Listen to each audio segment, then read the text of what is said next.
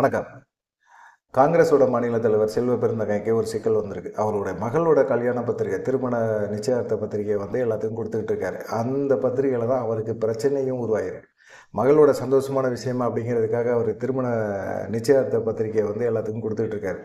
இதில் வந்து என்னன்னு கேட்டிங்கன்னா, அவர் என்ன பத்திரிகை கொடுக்கறது, போகிறது வர்றது இதெல்லாம் முக்கியமான நபர்களுக்கு கொடுக்குறாரு. ஆனால் வந்து அவர் கிறிஸ்துவர் அப்படிங்கிற ஒரு விஷயத்தை வந்து அதில் பதிவு பண்ணியிருக்கார். அவர் கிறிஸ்துவராக இருக்கட்டும், இஸ்லாமியராக இருக்கட்டும், இந்துவாக இருக்கட்டும், அதை பற்றிலாம் பிரச்சனையே கிடையாது. அவர் எந்த மதத்தை தழுவுறது அவருடைய சொந்த விருப்பம், சொந்த ஆசை. அதை வந்து தாண்டி நம்ம வந்து அதை வந்து யாருமே வந்து குற்றச்சாட்டை சொல்ல போகிறதில்ல. அவங்கவுங்க பிடிச்ச மதத்தை வந்து தழுவுறதில் வந்து எந்த விதமான ஒரு குற்றச்சாட்டையும் யாருமே சொல்ல போகிறதில்ல. இது ஜனநாயக நாடு. ஜனநாயக நாட்டில் வந்து அது யார் வேணாலும் எந்த மதத்தை வேணாலும் தழுவலாம். ஆனால் அவர் ஸ்ரீபெரும்புதூர் சட்டமன்ற தொகுதி வந்து பட்டியலின சமுதாய மக்களுக்காக ஒதுக்கப்பட்ட அந்த தொகுதி. அந்த தொகுதியில் இவர் போட்டி போட்டிருக்கார்.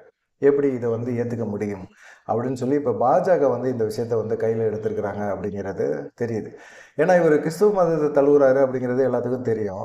அவர் அப்படி தழுவினாலும் ரிசர்வ் தொகுதியில் வந்து அவர் போட்டி போடவே முடியாது.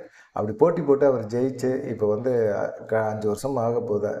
இந்த சமயத்தில் வந்து அவர் தேர்தலில் போட்டி போட்டது செல்லாது அப்படின்னு சொல்லிட்டு இப்போ வந்து நீதிமன்றங்களுக்கு நாடுறதுக்கான வாய்ப்புகளை பாஜக கையில் எடுத்திருக்கு அப்படிங்கிற மாதிரி சொல்கிறாங்க.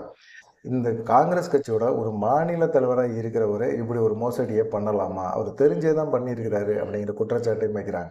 காரணம் என்னென்னா, பட்டியலின சமுதாய மக்களுக்காக ஒதுக்கப்பட்டது அவங்க இந்து சமூகத்தை சேர்ந்தவங்களாக தான் இருக்க முடியும், இருக்கணும். அப்படி இருந்தால் தான் அவங்களுக்கான ரிசர்வ் தொகுதியில் வந்து அவங்க போட்டி போடுவாங்க. மாற்று மதத்தை சேர்ந்தவங்க யாருக்குமே அந்த மாதிரி போட்டி போடுறதுக்கான வாய்ப்புகள் இல்லை. ஆனால் செல்வ பெருந்தகை தெரிஞ்சே திட்டம் போட்டு இந்த மாதிரி வேலையை பார்த்துருக்கிறாரு அப்படிங்கிற குற்றச்சாட்டை இப்போ எல்லாருமே கையில் எடுத்துருக்கிறாங்க. இதுதான் மிகப்பெரிய ஒரு பிரச்சனையாக பார்க்கப்படுது. சட்டத்தின்படி என்ன சொல்கிறாங்க, உச்சநீதிமன்றமும் சரி, உயர்நீதிமன்றமும் சரி, முன்னாடி நிறைய உத்தரவுகளை பிரிச்சிருக்காங்க. மதம் மாறிய ஒருவர் மதம் மாறி அவருக்கு விருப்பமான ஒரு மதத்துக்கு போகிறத பற்றி அவங்க பெருசாகவே ஒன்றும் இல்லை. தாழ்த்தப்பட்டவர்களுக்கான ஒரு சலுகையை அனுபவிக்கவே முடியாது. இப்போ தொல் திருமாவளவன் இருக்கார். அவர் எல்லாத்துக்குமே தெரியும் அவர் கிறிஸ்தவ மதத்தை சார்ந்தவர் தான் அப்படிங்கிறது எல்லாத்துக்கும் தெரியும். கிறிஸ்தவ மதத்தை தழுவுறாரு, பௌத்த மதத்தை தழுவுறாரு அப்படிங்கிறதெல்லாம் தெரியும். ஆனால் அவர் வந்து நிறையா இந்து கோயில்களுக்கு போய் பட்டையாக போட்டுக்கிட்டு அப்படியே நிற்பார். ஏன்னா அந்த சலுகைகளை வந்து இவர் தேர்தல் நிற்கிறதுக்கு பிரச்சனை ஆகிடக்கூடாதுன்னு சொல்லிட்டு தான் கோயில்களுக்கு போய் பட்டையடிக்கிறது. அதே போல் வந்து பார்த்திங்கன்னா, மாற்று மதத்துக்கு மாறுறவங்களுக்கு வந்து இந்து மதத்துக்கான சலுகைகளை அனுபவிக்க முடியாது. தாழ்த்தப்பட்டவருக்கான சலுகைகளை அவங்க சுத்தமாக அனுபவிக்கவே முடியாது. அப்படி தான் இந்துவாக இருந்து நீங்கள் இஸ்லாமியராக மாறுங்க, கிறிஸ்தவராக மாறுங்க, அதை பற்றிலாம் ஒன்றுமே பிரச்சனை கிடையாது. அது உங்களுடைய விருப்பம். ஆனால் நீங்கள் மதம் மாறிட்டீங்கன்னா தாழ்த்தப்பட்டவர்களுக்கான ஒரு சலுகையை நீங்கள் அனுபவிக்க முடியாது. சலுகையை தொடர்ந்து பெற தகுதியற்றவர் அப்படின்னு சொல்லிட்டு உச்சநீதிமன்றம், உயர்நீதிமன்றம்லாம் தெரிஞ்சு சொல்லியிருக்குது. இது ஏன் செல்வ பெருந்தகைக்கு தெரியாமல் இருக்குமா? செல்வம் பெருந்தகைக்கு நல்லாவே தெரியும். அப்படிப்பட்டவர் எப்படி வந்து இவர் வந்து தெரிஞ்சே ஸ்ரீவில்லிபுத்தூரில் போட்டி போட்டிருக்காரு, மோசடி பண்ணியிருக்காரு அப்படிங்கிற மாதிரி ஒரு குற்றச்சாட்டை வைக்கிறாங்க. இதுக்கு வந்து என்னன்னா, கண்டிப்பாக வந்து இந்த சட்டம் எப்போ வந்துச்சுன்னா பிப்ரவரி 21, 12, 2021 அன்னைக்கு வந்து இந்த சட்டத்தை வந்து ராஜ்யசபையில் வந்து ஒரு உறுப்பினர் வந்து கேள்வி கேட்குறாரு சட்ட அமைச்சர்கிட்ட.